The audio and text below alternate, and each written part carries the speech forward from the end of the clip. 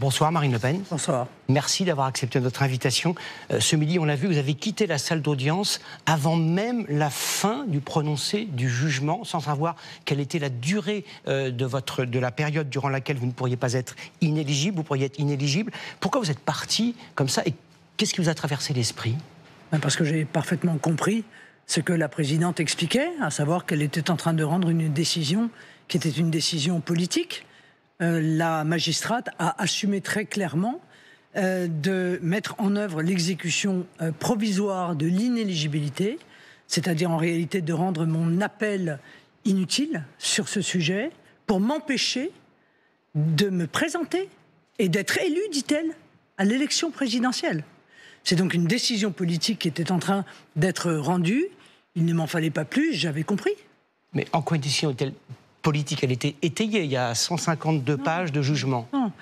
La présidente dit « Je vais rendre votre inéligibilité immédiate, contrairement à l'état de droit. » Parce qu'en France, lorsque vous faites appel, l'appel est suspensif. L'appel annule, en réalité, le jugement de première instance, vous remet dans la situation d'être présumé innocent et l'affaire est rejugée. Ce qu'elle fait là, c'est qu'elle dit « Je vais vous rendre inéligible tout de suite et je le fais précisément pour vous empêcher de pouvoir être élu présidente de la République. » Mais si ça n'est pas une décision politique, je ne sais pas ce que c'est. Politique, donc elle obéit à une consigne, à un ordre, à un climat?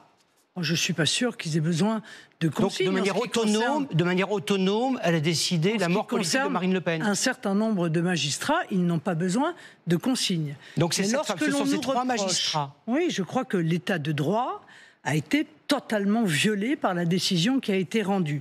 D'abord, parce qu'encore une fois, elle empêche un recours effectif, ce qui est un droit qui est garanti par la Convention européenne des droits de l'homme. Deuxièmement, parce qu'elle considère que le fait de se défendre justifie l'exécution provisoire. C'est-à-dire que les droits de la défense, je le rappelle à ceux qui nous écoutent, c'est précisément le droit de se défendre. Là, on nous dit le fait de vous défendre, le fait de faire état de potentiellement de la prescription qui serait intervenue, eh bien, va faire en sorte que je vais aggraver de manière considérable votre peine au point de vous empêcher de pouvoir être... Mais madame, l'inéligibilité immédiate, elle est prévue par les textes. Vous-même, dans votre programme, deuxième point du programme de l'élection présidentielle, vous dites il faut de la fermeté, il faut des peines planchées. On vous applique à vous ce que vous plaidiez hier. Non, monsieur. La loi Sapin 2, contrairement à ce que j'ai entendu beaucoup aujourd'hui, ne s'applique pas à cette affaire.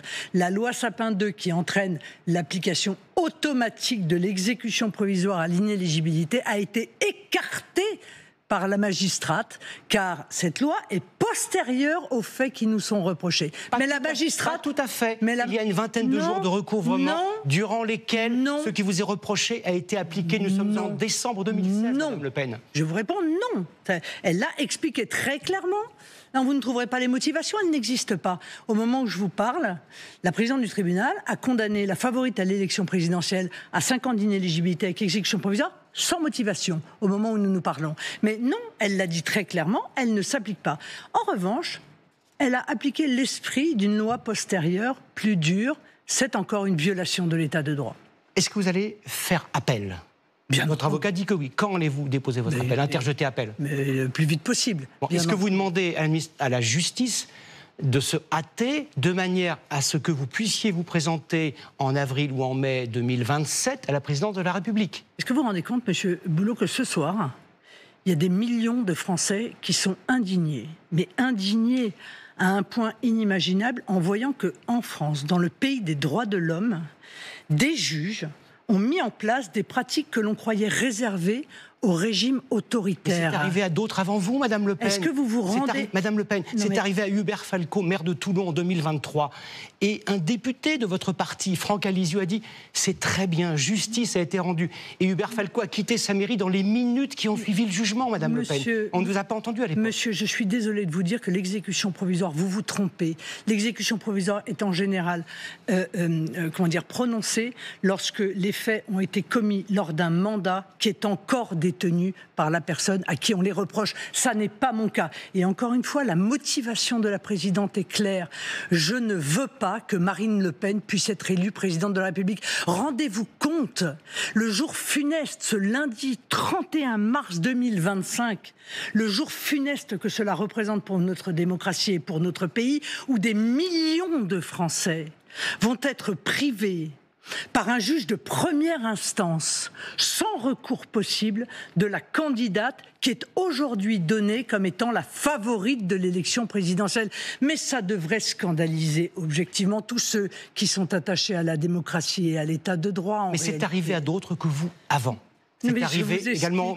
Je suis en train de vous expliquer que la situation. Allez-vous faire appel pour faire prévaloir votre innocence, celle du parti du Rassemblement national en tant que personne morale et des 23 autres personnes condamnées, ou juste pour dire je ne veux pas d'exécution immédiate? Mais je vais faire appel parce que je suis innocente, monsieur Boulot. Et vous êtes tous innocents, le parti et les 23. Mais évidemment que nous sommes tous innocents et nous voulons voir reconnue cette innocence. Et nous considérons que, et je ne suis pas la seule, peut-être les rédacteurs de la loi, voyez, et de la Constitution, que s'il existe la possibilité de faire appel dans notre pays, c'est parce que des juges de première instance peuvent se tromper. Voilà, c'est le principe même de ce qu'on appelle le double degré de juridiction, c'est-à-dire la possibilité de faire rejuger son affaire. Je pense que les juges se sont trompés, je pense même qu'ils ont, encore une fois, fait fi en réalité de toutes les explications qui ont pu être données, car dès les premières heures, je vais vous dire, de ce procès, j'avais compris que nous serions jugés de manière particulièrement partiale. Je ne pensais pas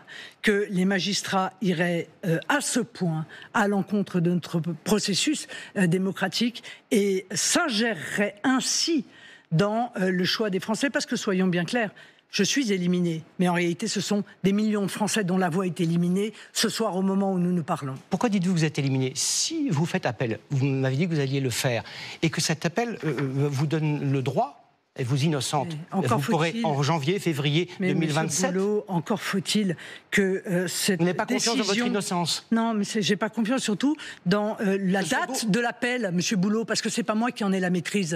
Vous voyez?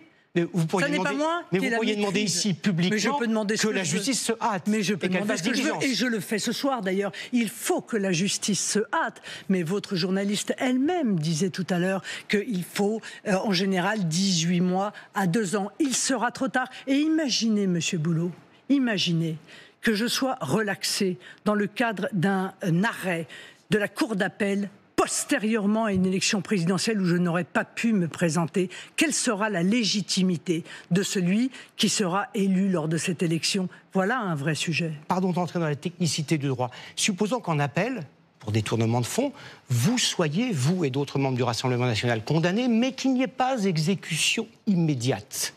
Techniquement, vous pourriez tout à fait vous présenter à l'élection présidentielle de 2027. Le ferez-vous, bien que condamné par la justice de votre pays? Évidemment que je le ferai. Donc vous serez condamné en appel, mais vous le ferez? Évidemment que je le ferai, car je considère, encore une fois, que ce procès qui nous a été fait par des adversaires politique et qui est fondée sur des arguments qui ne tiennent pas la route. Il s'agit là d'un désaccord administratif avec le Parlement européen. Il n'y a pas d'enrichissement personnel, il n'y a pas de corruption, il n'y a rien de tout cela. On nous dit juste, vos assistants parlementaires n'auraient pas dû faire de la politique avec vous et auraient dû exclusivement se contenter de faire des lois ou en tout cas aller un peu à Bruxelles, directives. Ou en tout cas aller un peu à Bruxelles. Non, le majordome de Jean-Marie Le Pen avait-il le droit d'être payé par les contribuables français? Monsieur Boulot, je vous en supplie, vous ne maîtrisez pas ce sujet. Si, un petit peu. Non.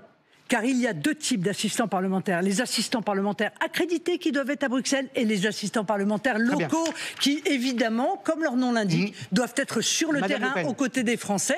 Et c'est à ceux-là que l'on reproche d'avoir fait de la politique. Moi, je suis désolé, mais un assistant parlementaire qui assiste un élu, eh bien, il fait de la politique parce que son élu fait de la politique. Si vous ne pouvez pas vous présenter, qui est un cas de figure que vous évoquiez il y a un instant, est-ce que vous dites, comme le vice-président de votre parti, Louis Alliot, que Jordan Bardella serait le meilleur candidat pour défendre vos idées en 2027? Je veux dire, Jordan Bardella est un atout formidable pour le mouvement, et je le dis depuis longtemps. J'espère que nous n'aurons pas à user de cet atout plutôt qu'il n'est nécessaire. Mais en attendant, je suis combative. Je ne vais pas me laisser éliminer ainsi. Je vais mener les voies de recours que je peux. Il y a un petit chemin, il est certes étroit, mais il existe. Je vais effectivement demander de la manière la plus claire qui soit que la décision d'appel intervienne me permettant d'envisager une candidature à l'élection présidentielle. Moi, je serai toujours à côté des Français. Il y a des millions de Français qui croient en moi. Des millions de Français qui me font confiance. Et je viens leur dire, ça fait 30 ans que je me bats pour vous. Et ça fait 30 ans que je me bats contre l'injustice. Et par conséquent, je vais continuer à le faire. Et je le ferai jusqu'au bout.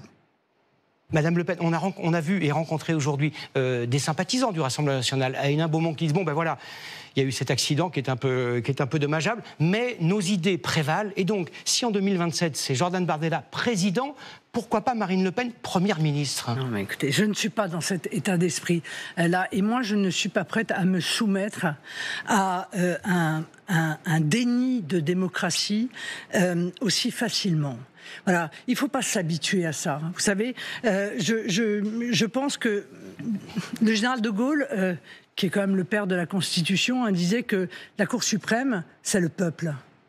La Cour suprême, c'est le peuple. Et le Conseil constitutionnel. Aucun juge ne peut décider d'interférer dans une élection aussi importante que l'élection présidentielle, de surcroît, en violant l'état de droit, c'est-à-dire en rendant exécutoire une décision qui, normalement, devrait être suspendue par un appel. Si vous êtes condamné définitivement et que vous ne pouvez pas vous présenter, est-ce que vous en appelleriez au chef de l'État qui a le droit de grâce? Et en matière pénale, même en correctionnelle, la grâce peut s'appliquer. Il n'y a pas d'obstacle constitutionnel. Mais non, la grâce, elle s'applique sur une décision définitive. Oui. Permettez-moi de vous dire que nous n'en sommes pas là et que je crois beaucoup en la capacité d'une cour d'appel à analyser avec neutralité ce dossier pour constater qu'en réalité, nous n'avions rien à nous reprocher, que nous n'avons une fois de plus absolument commis aucun enrichissement personnel, que cette affaire aurait dû rester en réalité au niveau du désaccord administratif dont je vous parlais entre le Parlement européen et les élus. D'ailleurs, les règles étaient si claires, Monsieur Boulot, que comme par hasard, toute l'opposition se fait reprocher la même chose. Monsieur Bayrou, qui était à l'époque dans l'opposition, nous-mêmes, qui sommes dans l'opposition, et Monsieur Mélenchon, qui était dans l'opposition. Décidément, il fait pas bon être dans l'opposition dans notre pays, semble-t-il. Cette condamnation ne signifie aucunement à vos yeux votre retrait de la vie politique. Mais en aucune manière, en aucune façon. Je veux dire, encore une fois, ce sont les électeurs qui, dans une démocratie, décident. Et moi, je viens leur dire ce soir, ne vous inquiétez pas, je ne suis pas démoralisé, je suis comme vous, scandalisé, je suis comme vous, indigné, mais cette indignation, ce sentiment d'injustice est un moteur peut-être supplémentaire au combat que je mène pour eux. Merci Marine Le Pen d'avoir répondu à nos questions. L'actualité ce soir, c'est aussi... Et voilà cette riposte de Marine Le Pen en direct sur TF1, l'événement politique. Marine Le Pen répondante dans la tempête, décision politique, dit-elle, la présomption d'innocence qui a été trahie, mais aussi les conséquences politiques. Victor Hérault, vous nous avez rejoint vous aussi. Bonsoir. La décision politique des juges, elle a fait notamment allusion à la politisation d'un certain nombre de juges.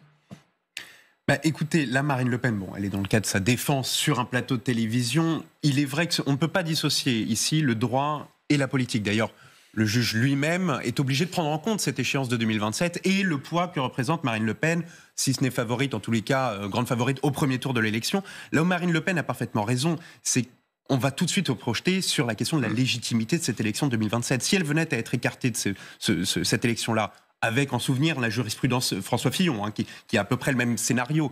Que se passera-t-il si jamais Marine Le Pen, justement, est innocentée après l'élection?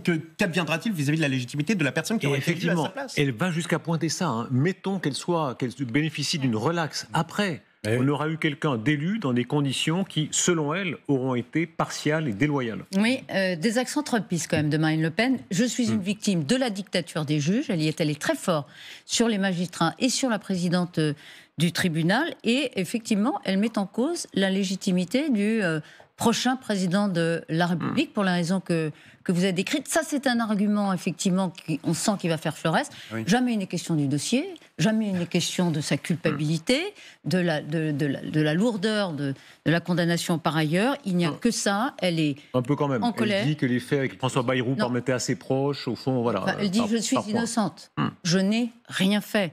Et c'est cette défense qui n'a pas varié depuis des années, qui d'ailleurs peut-être a été indirectement ou directement pénalisée, sanctionnée, prise en compte. Et vous avez raison. Dans les attendus des magistrats. Elle le dit elle-même, c'est une des finesses du moment que nous vivons. D'ailleurs, elle insiste là-dessus. En quelque sorte, on lui a reproché de se défendre. C'est ce qu'elle dit.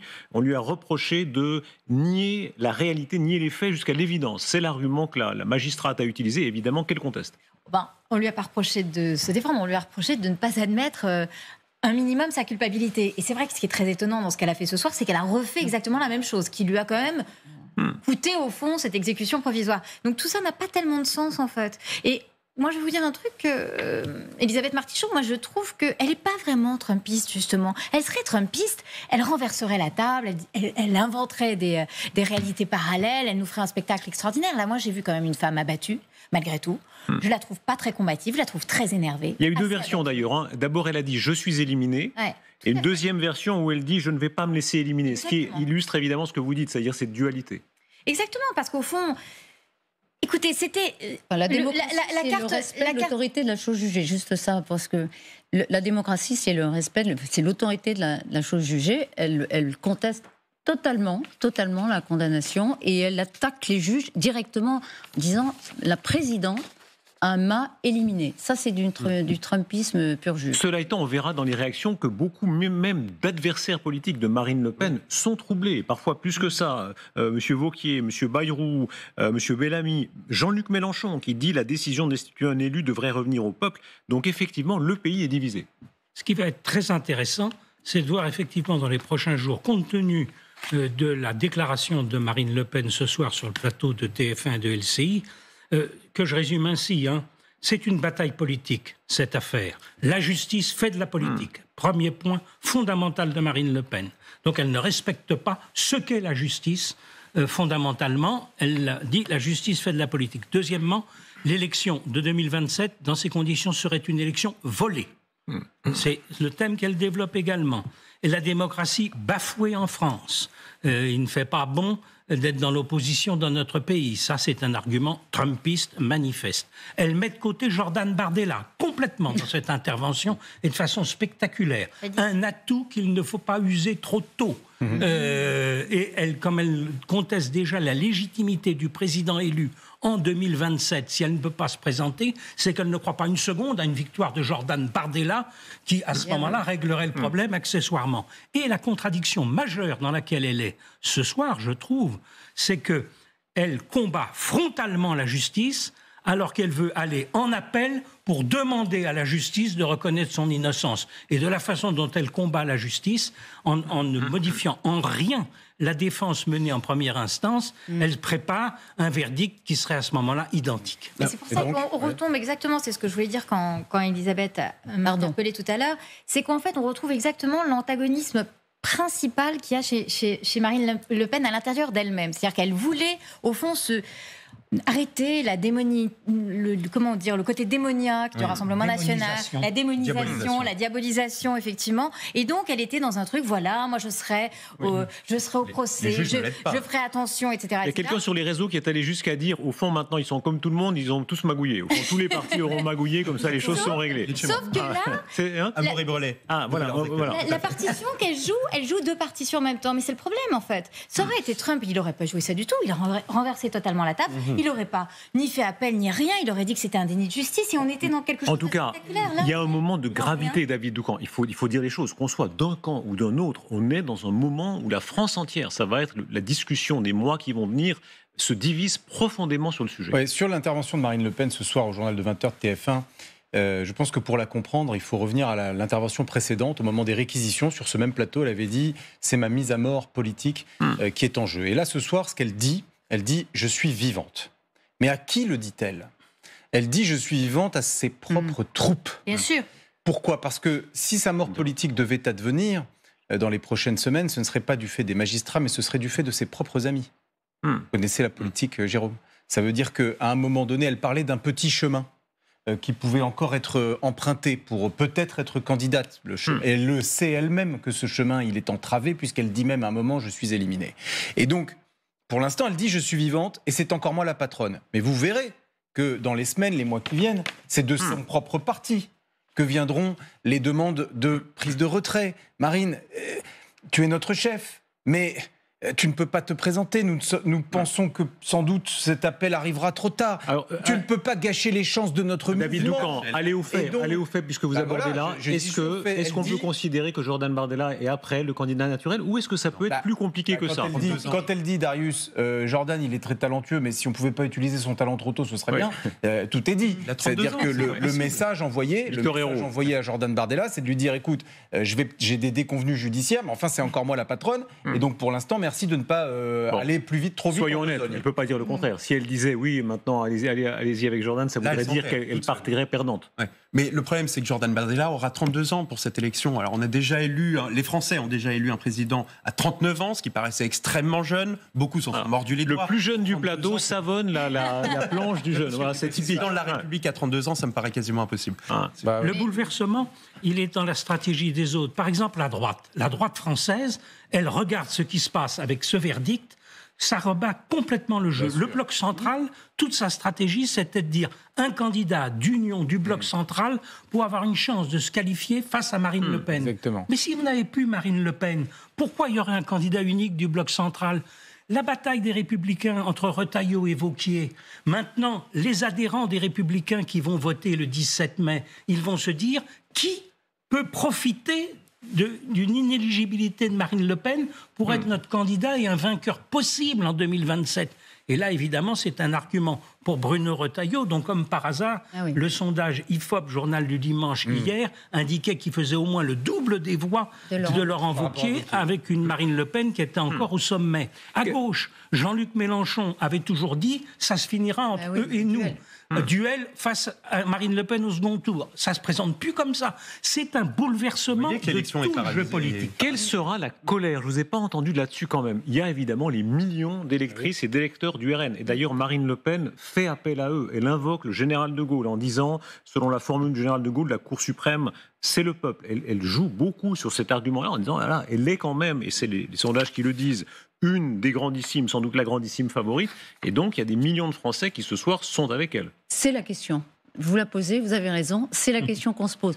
Dans un premier temps, l'électorat de Marine Le Pen va être consolidé par ce coup de tonnerre, cette élimination, leur chef qui était promise à la victoire et qui disparaît de la compétition pour l'instant. Mais on ne voit pas comment ça pourrait être autrement en effet. Donc ça va consolider.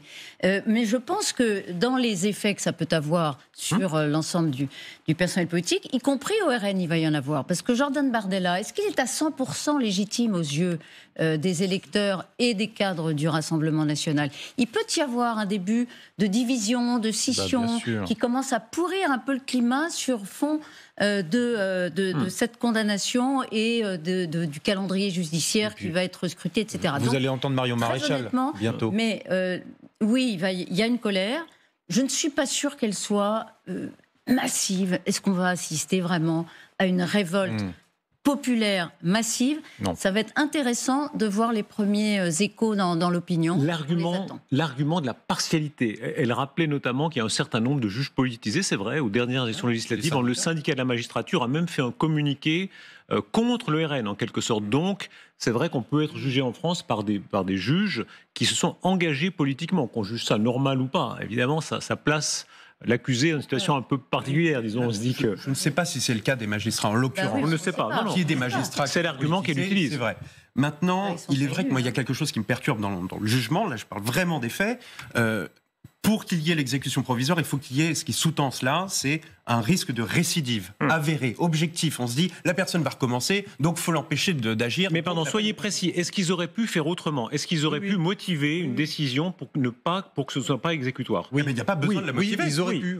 Ils auraient pu ne pas décider de l'exécution provisoire. Mais donc ils avaient la possibilité. Donc ils avaient une marge de décision. Absolument. C'est ça. Mais attendez, c'est pas la seule raison. Ce n'est pas la seule raison, celle que vous évoquez, pour justifier une exécution provisoire. le risque de récidive en est une, mais pas uniquement. Il y a aussi la notion d'impunité. C'est-à-dire que la présidente du tribunal a bien expliqué que Marine Le Pen, au fond, les faits, c'est 2004-2011. D'accord ?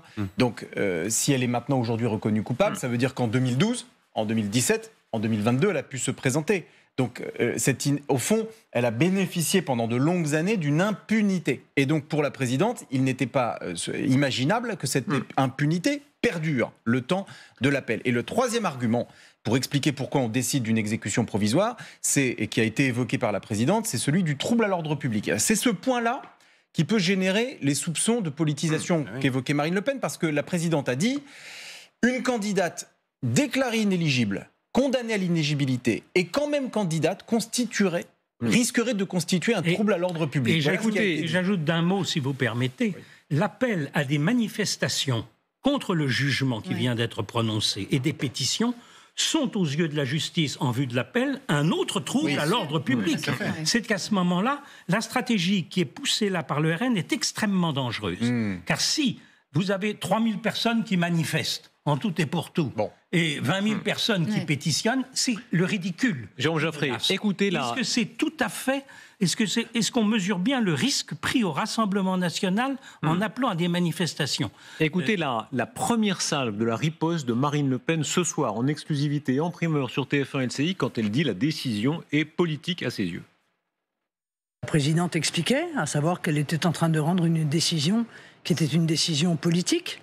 La magistrate a assumé très clairement de mettre en œuvre l'exécution provisoire de l'inéligibilité, c'est-à-dire en réalité de rendre mon appel inutile sur ce sujet pour m'empêcher de me présenter et d'être élue, dit-elle, à l'élection présidentielle. C'est donc une décision politique qui était en train d'être rendue. Est-ce que ce soupçon existe à vos yeux qu'en effet la présidente, que les juges en quelque sorte aient fait un acte politique et voulu s'opposer à la candidature de Marine Le Pen? Le soupçon, il existe, mais il faut le démontrer. C'est-à-dire que Marine Le Pen, là, c'est un peu à l'emporte-pièce, si j'ose dire. Et quand elle décrit les choses ainsi, je viens de vous dire ce qui avait vraiment été prononcé. C'est-à-dire qu'il y a eu une explication d'un risque de trouble à l'ordre public. Bon, elle n'a pas dit je prononce l'exécution provisoire parce que je ne veux pas qu'elle soit candidate. Et puis on ne sait pas si elle le pense. Enfin, vous voyez, donc c'est un peu à l'emporte-pièce. Il y a quand même quelque chose d'assez troublant sur le fait que, par exemple, sur Louis Alliot, dont on sait qu'effectivement, comme c'est un élu local, il dépend effectivement de la jurisprudence du Conseil d'État qui tout de suite tranche et vous oblige à démissionner. Pour Louis Alliot, elle le sauve, c'est le pouce comme ça, un petit peu quand même, elle le sauve. Au fond, il n'y a pas d'exécution provisoire. Et pour Marine Le Pen, qui peut garder effectivement son mandat de députée, elle la tue politiquement en invalidant la possibilité d'aller à l'élection présidentielle. Donc malgré tout, cette façon de dire lui je le sauve, elle je la sauve pas, lui c'est tout de suite, elle ce sera plus tard. Moi j'ai trouvé ça gênant en fait, que finalement ce soit pas la même chose pour tout le monde. À chaque fois c'est argumenté quand même. C'est argumenté, il y a des faits. Je vous dis juste ça que n'est pas. Moi je ne suis pas sûre que.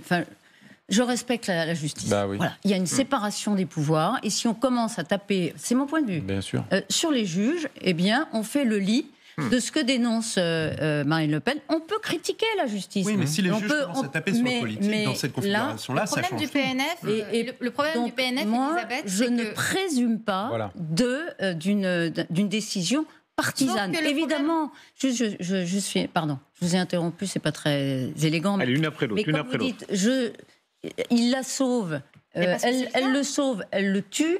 Non, mais c'est une sémantique qui entend, qui laisse entendre qu'il y a des choix. Juste parce que vous m'attaquez personnellement, je réponds. Moi, la question qui se pose pour moi, là, c'est la question du PNF. Le PNF, depuis sa création, le Parquet national financier, qui en fait la création est postérieure effectivement à l'affaire Cahuzac. Elle s'est faite dans ces conditions-là. Et il s'est fait dans ces conditions-là. Tout ce qui a été fait sur la fraude internationale fiscale a été éminemment bien fait. Sur les questions de la taxe carbone, sur les questions qui ont été faites par exemple sur les manias russes, sur HSBC, etc. Incroyable. Sur les questions politiques, depuis le début, qu'est-ce qui s'est passé sur les questions politiques ? Il y a eu d'abord François Fillon pendant l'élection 2017, il y a eu ensuite Nicolas Sarkozy et il y a enfin Marine Le Pen. Donc quoi qu'il en soit, la question qu'on peut se poser, c'est effectivement, est-ce que pour ce qui est de ces questions politiques, il n'y a pas une très grande sévérité. Alors, on peut trouver ça formidable, et c'est les politiques qui l'ont voulu.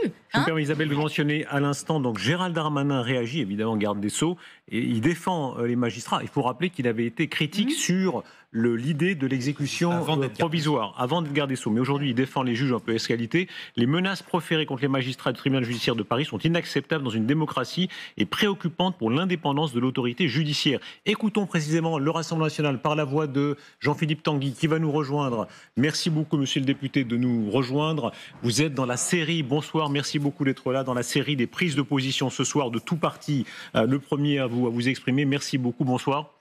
Bonsoir. À l'instant, la discussion s'engageait sur les propos de la présidente, de votre présidente, sur l'antenne de TF1. La décision est politique. Quel argument avez-vous ce soir pour défendre ce soupçon, puisque c'est un soupçon assez grave, et on voit à l'instant que le garde des Sceaux vous répond en quelque sorte que ce sont des menaces proférées de façon préoccupante à ses yeux? Écoutez, déjà, le garde des Sceaux, évidemment, il a changé d'avis par rapport aux réquisitions du procureur, donc ça interroge sur sa sincérité, enfin pour ceux qui avaient encore un doute sur M. Darmanin, mais je n'aurais pas de déclaration plus désagréable, ça n'a aucun intérêt. Non, ce qui est intéressant, c'est malheureusement, enfin intéressant, c'est consternant, c'est les propos de la juge. Alors d'ailleurs, les journalistes l'ont eu avant la défense, puisqu'on a appris par des journalistes qui m'ont envoyé la délibération. Donc j'ai eu les 152 pages du livret de la juge via des journalistes et pas via les avocats de la défense. Donc ça me donne quand même une information sur l'état d'esprit. On l'a ici, je la montre, moi je le fais après, non, mais c'est après. Je l'ai pas reçu en primeur, voilà, mais je le signale. Voilà. Il se trouve que j'ai quelques amis que je salue qui sont victimes de cette cabale et qui n'ont pas encore le texte que vous avez, monsieur Rochemin. Donc ça, c'est l'état de la démocratie et de la justice dans notre pays. Tout le monde pourra le témoigner. Expliquez-nous bien, monsieur Tanguy. Donc si vous regardez ces pages, vous verrez que, par exemple, la juge explique que le trouble à l'ordre public, c'est la candidature de Marine Le Pen condamnée en première instance. Elle le crie, elle le dit, elle l'écrit, et tous les Françaises et les Français pourront vérifier ces écrits. Un autre paragraphe indique que cette condamnation a lieu parce que nous sommes des opposants à l'Union européenne telle qu'elle se fait. La juge permet de dire que nous sommes des opposants cyniques. Qu'est-ce que ça vient faire dans un délibéré d'un jugement de première instance pour interdire à la chef de l'opposition, parce que c'est la chef de l'opposition, c'est la principale opposante à la Macronie et aux différents gouvernements depuis 20 ans, Marine Le Pen. Que dira-t-on, et je suis attentif à vos émissions régulièrement, vous le savez, à l'international, quand ce genre d'événement se passe, par exemple, dans des démocraties à l'Est, le système n'a pas assez de mots assez durs, sans doute, à raison pour défendre les opposants politiques. Là, Madame Le Pen va très loin, pardon. Elle parle de pratiques de régime autoritaire, c'est-à-dire qu'effectivement, un peu dans la tonalité de ce que dit notamment Elon Musk ce soir, dit des opposants emprisonnés. On est là dans une gravité d'accusation très élevée. Mais bien sûr, mais ce sera ceux qui contestent ce qu'on vient de dire de le prouver à la lecture de ce jugement, qui, j'imagine, sera rendu public, puisque toute la presse l'a. Bon, donc malheureusement, comment dire, les instigateurs et les acteurs de ce mauvais procès, pour le moment, se trahissent. Je vous rappelle que la vice-procureure, pendant le réquisitoire, avait déjà dit, face à M. Jalc, qui est à l'hôpital, par ailleurs, très élégant, dans des soins extrêmement lourds, qui ne pouvait pas se défendre, qu'il n'avait rien, que la procureure n'avait rien contre lui, mais qu'elle s'en voulait de ne pouvoir le faire condamner. Quelle sera votre réaction? Parce que qu'on soit d'accord ou non avec vous, c'est la justice, c'est le droit, c'est le pouvoir des juges tel qu'il est aujourd'hui. Ça, voilà, c'est ainsi. Hein. Quelle sera votre réaction? Comment pouvez-vous renverser la vapeur, en réalité? Mais comme Marine Le Pen l'a fait ce soir, avec beaucoup de force, beaucoup de dignité, je pense, une véritable lionne, sachant défendre ses droits et défendre la France et les Français qui sont dans son cœur. Donc nous dirons la vérité, c'est ce que je m'efforce de faire, notamment avec les mots, une fois de plus, qui sont dits par la juge elle-même.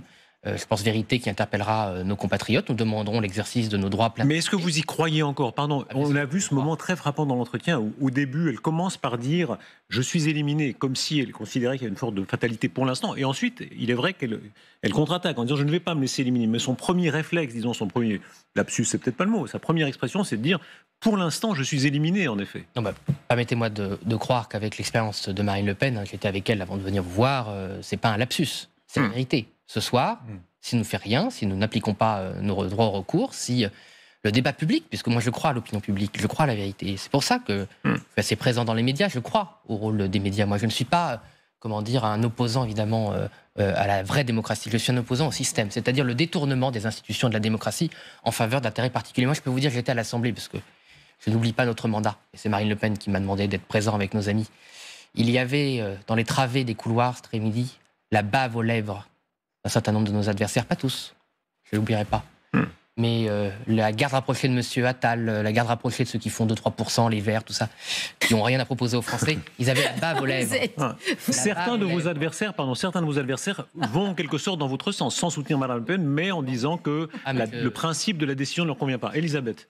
Quand vous parlez de cabale, évidemment, on entend contestation à la Trump de la justice. Donc, un, est-ce que vous assumez? Et deux, à part l'appel, est-ce qu'il y a des recours très précis qui peuvent être déposés pour contester cette décision de condamnation, d'inéligibilité exécutoire?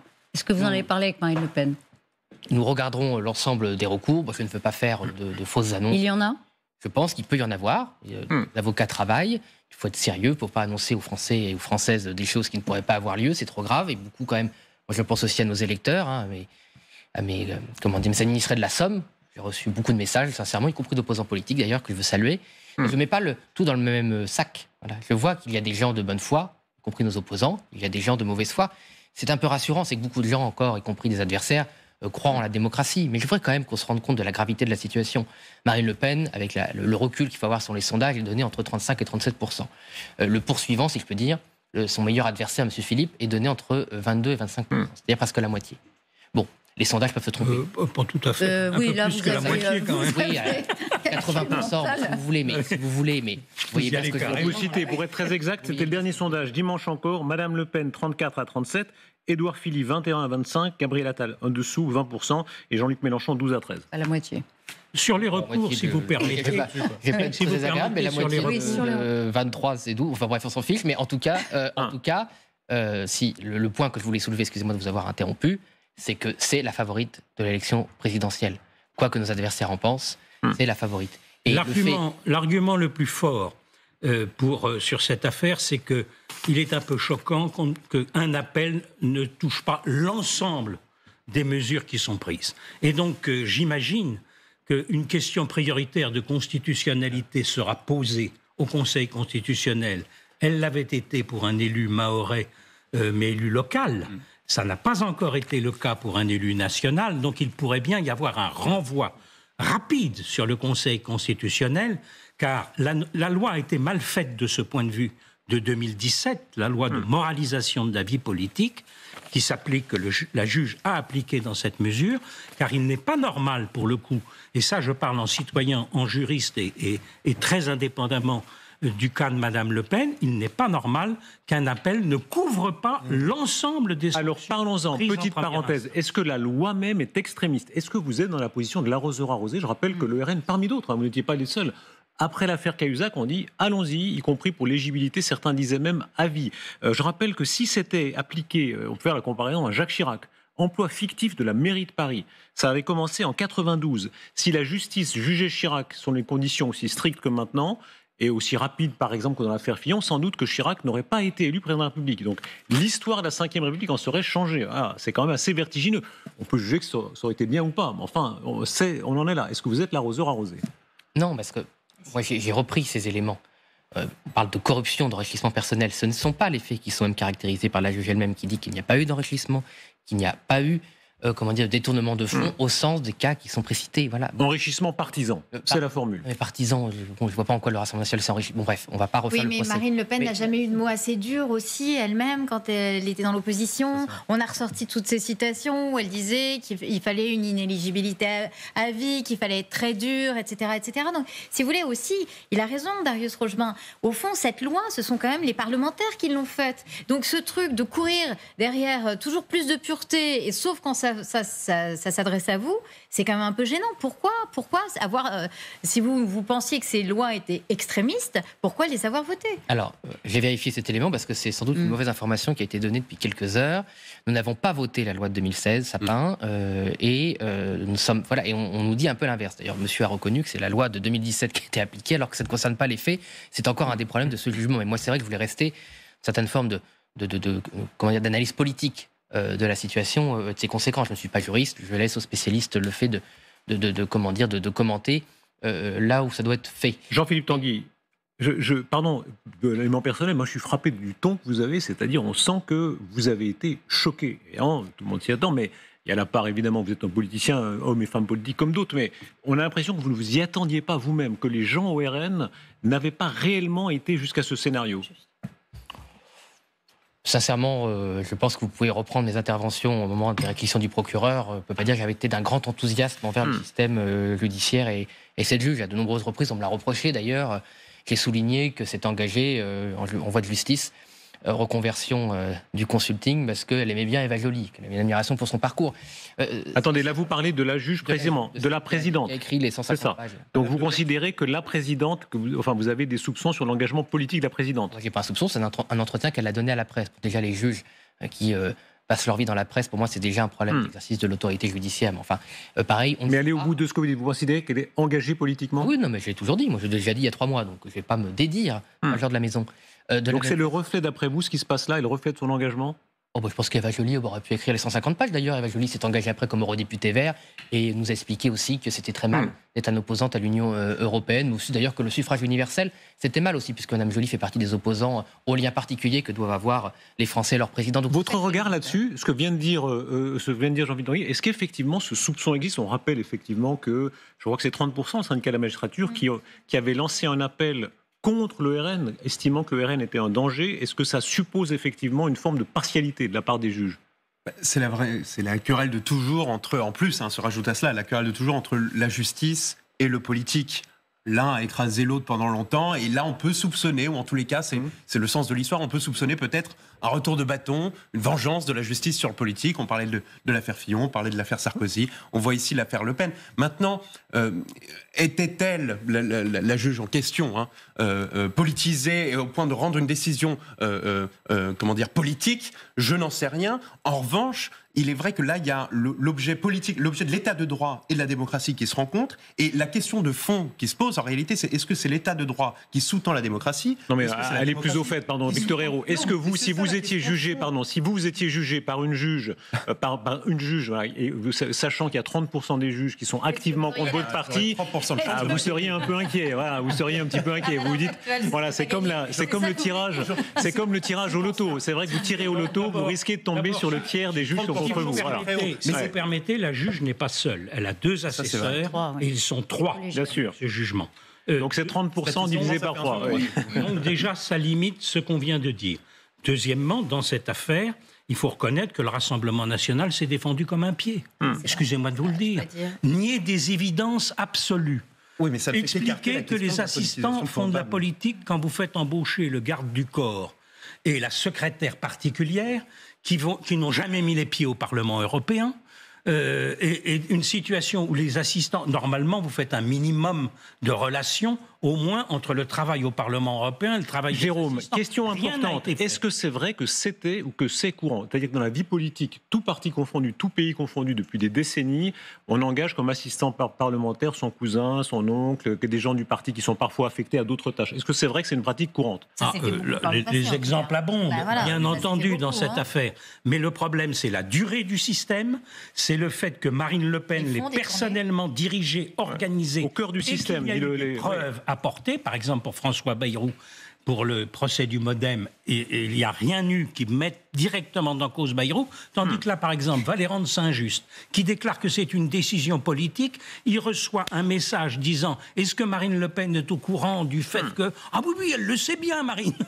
Donc vous voulez dire qu'ils ont été moins habiles qu'au Modem, ils ont laissé plus de traces écrites, c'est ça que vous vouliez dire? Je ne vais pas jusque-là. Voilà. C'est la plus dure de ce plateau, Isabelle Saporta. Le système a duré 12 ans au Rassemblement national et il s'est prolongé jusqu'en décembre 2016. Pour celles et ceux qui nous rejoignent, émission spéciale à la mesure de ce bouleversement politique majeur, toutes les voix politiques, Jean-Philippe Tanguy ce soir, beaucoup d'autres, Marine Tondelier nous succédera, qui évidemment de l'avis opposé, les réactions à l'international aussi qui sont d'une très grande vigueur. On peut citer par exemple Musk qui dit on emprisonne les opposants en France, mais aussi à l'autre extrême des gens qui se félicitent que la justice soit passée. Écoutez Marine Le Pen ce soir, première réaction en primeur et en exclusivité sur TF1, où elle estime que l'état de droit a été transgressé. Je crois que l'état de droit a été totalement violé par la décision qui a été rendue. D'abord, parce qu'encore une fois, elle empêche un recours effectif, ce qui est un droit qui est garanti par la Convention européenne des droits de l'homme. Deuxièmement, parce qu'elle considère que le fait de se défendre justifie l'exécution provisoire. Je suis combative. Je ne vais pas me laisser éliminer ainsi. Je vais mener les voies de recours que je peux. Il y a un petit chemin, il est certes étroit, mais il existe. Je vais effectivement demander de la manière la plus claire qui soit que la décision d'appel intervienne me permettant d'envisager une candidature à l'élection présidentielle. Faire appel. Voilà la riposte de Marine Le Pen, en particulier sur l'exécution provisoire. Expliquez-nous bien sur ce plateau la particularité de ce jugement. C'est la loi Sapin 2, mais oui ou non, les juges avaient-ils une marge pour ne pas l'appliquer? De votre point de vue, d'abord, vous, RN. Oui, mais même nos opposants ont reconnu que la loi Sapin 2 ne devait pas s'appliquer là. La juge elle-même le reconnaît. Donc en fait, là, Marine Le Pen l'a très bien expliqué sur le plateau de TF1. La juge a anticipé une loi plus dure que celle qui existait du temps des faits qui nous sont reprochés, que l'on conteste. Je rappelle que l'appel a une fonction simple. À partir du moment où vous faites appel, la justice vous reconnaît encore présumé innocent. Le problème de l'application, le plus grave problème, c'est que Marine Le Pen n'est pas jugée comme une citoyenne plus comme une autre, puisqu'elle n'a plus le droit à être présumée innocente avant le jugement d'appel. C'est là le scandale. C'est ça que le problème, vous avez raison, c'est la loi. C'est pas comme si la loi n'existait pas.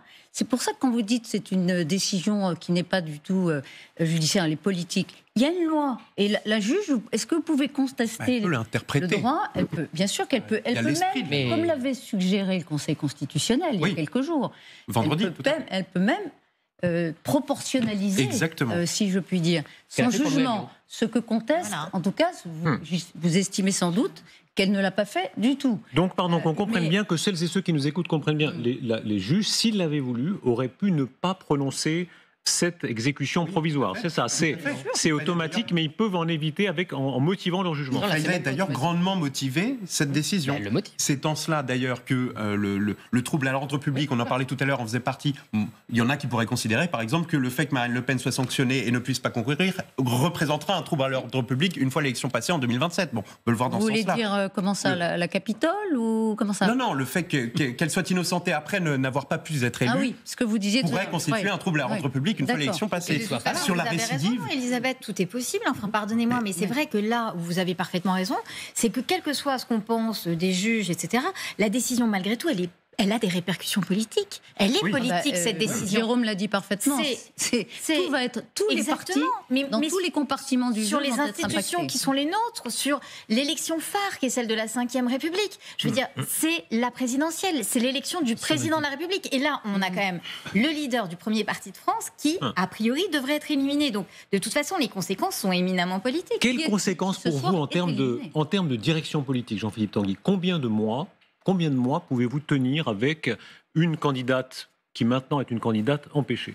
Moi, je pense qu'on peut tenir jusqu'à l'aboutissement de la vérité et que Marine Le Pen prouve son innocence pour une raison très simple, c'est que l'autorité naturelle de Marine Le Pen sur notre famille politique et sur la confiance qu'ont les électeurs ne sera pas entachée. Je peux vous le dire. Pardon. Je peux en prendre le pari. Elle-même dit un peu le contraire, puisqu'elle-même dit une hypothèse. Elle le dit tout à l'heure sur TF1. Une hypothèse, c'est que si un relax, par exemple, n'ait lieu qu'après l'élection présidentielle de 2027. Ça veut bien dire qu'il faudra un remplaçant ou une remplaçante. Darius, avec votre finesse coutumière, vous venez de mettre le doigt sur la question majeure. À quel moment, au Rassemblement national, on dira il faut arrêter de considérer que Marine Le Pen pourra être candidate en 2027 et que l'appel va l'innocenter, etc. À quel moment on dira bon, maintenant, il faut qu'on se mette en ordre de bataille derrière quelqu'un d'autre pour pouvoir mener la bataille de 2027 en demandant à Marine Le Pen de continuer le combat, bien entendu, mais de laisser un ou une candidate se battre. C'est ce moment politique le dilemme des Juppéistes face à François Fillon en 2016, qui disait il faut tout de suite écarter François Fillon, envoyer Alain Juppé qui a ses chances. Vient d'enterrer Marine Le Pen sur ce plateau ce soir. Mais c'est pas moi, il me semble que la justice y a beaucoup contribué. Je vous fais pas dire, mais c'est le but. Je pense que Madame la juge, si on peut encore l'appeler comme ça, va manger son chapeau ce soir, va passer une mauvaise nuit, puisque sans dette attendait-elle que Marine Le Pen abandonne ce soir. Donc Marine Le Pen n'abandonnera pas. Nous n'avons pas besoin de préparer un plan B, puisque le plan A est le même, c'est Marine Le Pen, candidate à la présidence. Et de toute façon, quoi qu'il arrive, et c'est Marine Le Pen l'a toujours dit, elle a toujours préparé une suite. Et sans doute un bon signe d'ailleurs, c'est la seule femme politique de la Ve République, la seule femme d'État, à avoir préparé une situation et ne pouvait pas être là, quelle que soit la raison d'ailleurs. Elle a souvent continué de dire demain je peux passer sous un bus. Bon, eh bien c'est la seule qui a préparé. Est-ce qu'il y a une candidature automatique? C'est une nature, si vous voulez, c'est Jordan procède de Marine comme le fils procède du père. Là, vous élevez à des niveaux. Pardon, j'ai bien compris ce que vous dites. Pardon, qu'on comprenne bien ce que dit Jean-Philippe Tanguy. Il y a une candidature par défaut, évidemment, qu'on comprenne pour vous, automatique de Jordan Bardella. Non, mais ça, c'est le parti qui décidera. Mais les choses sont et ce sont les sondages qui décideront et qui ont déjà décidé. Et on le voit. Les sondages ont déjà décidé qu'il n'y a qu'une seule candidature possible de rechange, qui est évidemment celle de Jordan Bardella. Mais ça n'empêchera pas des contestations en interne. Oui, il y aura des contestations, mais c'est le seul à avoir le poids pour pouvoir être candidat.